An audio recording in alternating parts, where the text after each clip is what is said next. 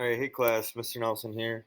Can't believe it. We're already on week 5 of our online learning, and we're still in our unit of ecosystems and ecology and environmental science. And so this is the unit that we're going to be in for from now until the rest of the year. So a lot of different topics to dive into, and they build on each other. So last week you learned about food webs and food chains and energy pyramids, and that is looking at how organisms all interact in a community. So, if you remember, all the way to the first week that we started these videos, we learned about an ecosystem as a large area, or think of a habitat that includes all sorts of different species. Okay, and then an ecosystem can be broken down into a smaller area. And we can look at all of the different plants and animals, so only the biotic factors, right? So think back, what does that word biotic mean? Okay, what does that word abiotic mean, right? So an ecosystem is all the living and non-living factors, the abiotic and biotic factors. And then a community is all the living factors, so the biotic factors, right? So all the plants and animals in an area. Then we can go a little bit smaller and talk about populations. So now we can really just hone in and look at, okay, what's one species like?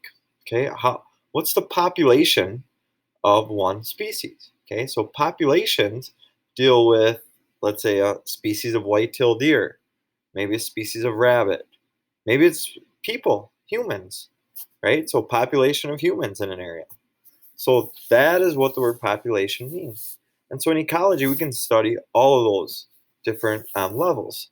Last week, we were looking at food webs and food chains. So I want you to think about, is that looking at communities or populations?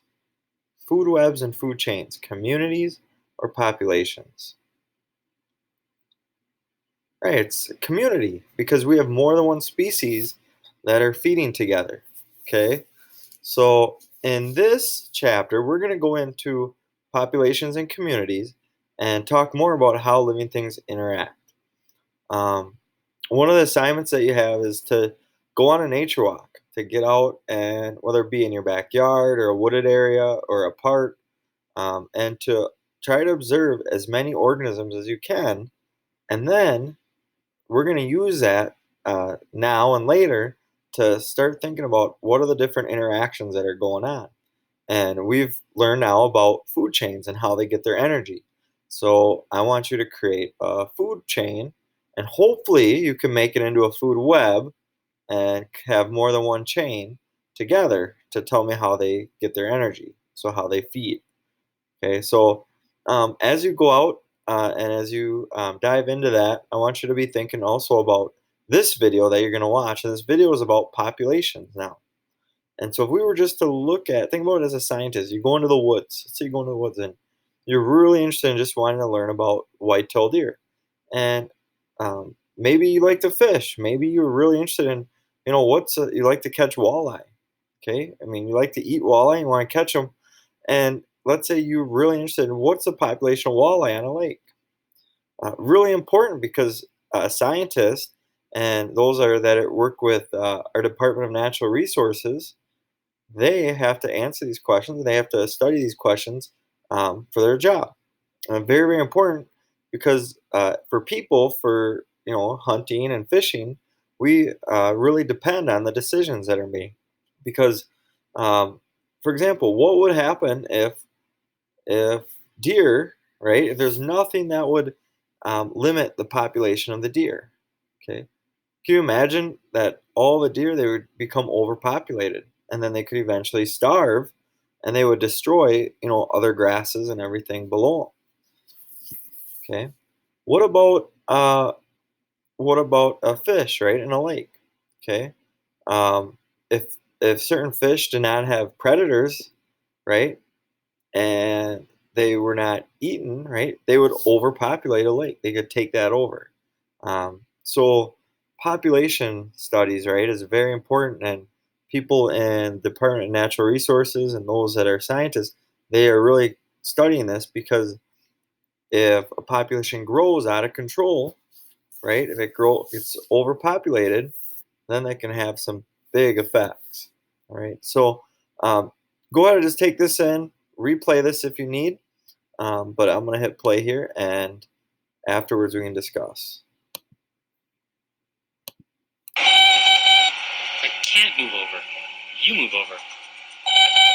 Not my fault this bus is so crowded. Dear Tim and Moby, how many people can fit on the Earth? From Monty. That's something Moby and I are wondering too. But it's not really a question of how many people can physically fit on the Earth. The issue is whether or not Earth has the resources to support all of us. Not all of the world is as packed as this bus, but like the bus, the Earth has a carrying capacity. That's the supportable population for a particular place.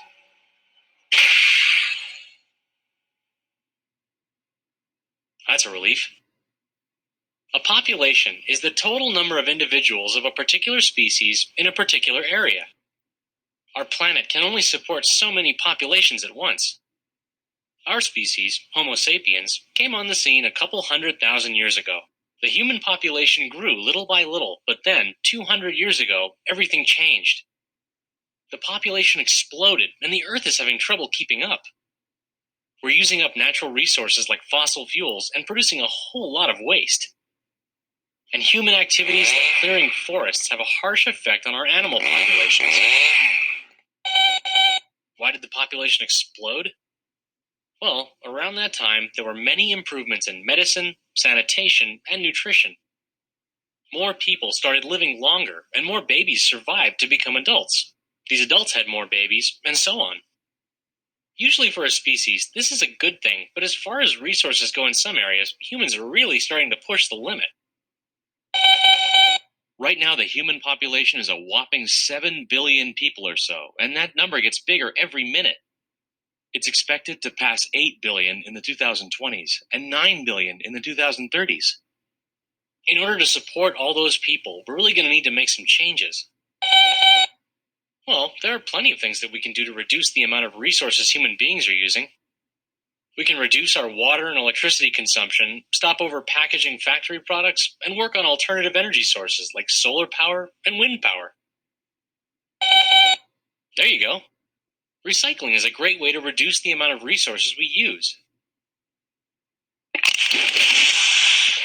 Although it might be a good idea to drink the soda before you try to recycle the can. All right. Just that was really short, but just again highlight some key concepts for this chapter this week.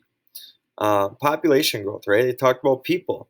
The population of the planet is 7 billion people, and if we look at a graph, it makes a curve like this, right? But eventually, right, with any population, there's a maximum point that an area can't hold it anymore. And so for our planet, it's interesting to think about: is there a point where we cannot hold any more people, right? Or what are things that are going to keep our population instead of going up, but leveling off? Okay, so leveling off like this. So this is a graph. Here's our y. Here's our x. Okay. So what are the factors that limit our population growth? So instead of this going straight up, right, what are factors that are going to help limit our population growth so an area can sustain it, right? And those factors here, they're called limiting factors. They limit the number of organisms that can be in a population. So I'll just put limiting factors. So after you do your reading essentials, if you've done your reading yet, if you haven't, this video will be helpful for you to do that. And before you do that, and then you can read. But what are limiting factors? What are factors that are going to take this curve and reduce it? So let's take an example. If it's deer, okay, maybe we have a population of white-tailed deer. Okay, Well, if if the population keeps rising, rising, rising, eventually there's going to be too many and not enough food to support the deer. They're going to just be overpopulated and they're going to start to starve. So, the amount of food. Okay, so amount of food. What else? What else can you think of? What about predators? What are certain animals or carnivores that can be predators for a deer? Right? Yeah, the wolf, right? Wolves are larger carnivores. They can be predators. Okay, so wolves. Then, if that number goes up, then we might expect the number of deer to go down. Disease, right? So as the number goes up, more organisms or more numbers of deer could be susceptible to getting sick and dying from disease.